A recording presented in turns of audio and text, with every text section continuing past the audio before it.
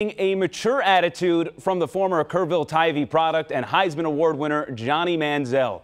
After throwing 4 picks in the first half of that contest, it looks like he will get another start for Montreal next Saturday against Ottawa. And you know we're having fun in this sportscast if we're kicking it off with the CFL. Well, UTSA held its second day of practices, and head coach Frank Wilson has quite the quarterback battle in front of him. We all assumed Clemens High product Frank Harris was the heir apparent to now Cowboys QB Dalton Stern, but after his ACL injury in the spring, the fight for QB1 is wide open, and another local product will have a shot at the opening day start in sophomore Bryce Rivers out of Stevens. In limited experience last season, he was 5 of 8 for a total of 43 yards, but he also threw 2 picks. Wilson believes Rivers is progressing from that learning curve in year 1.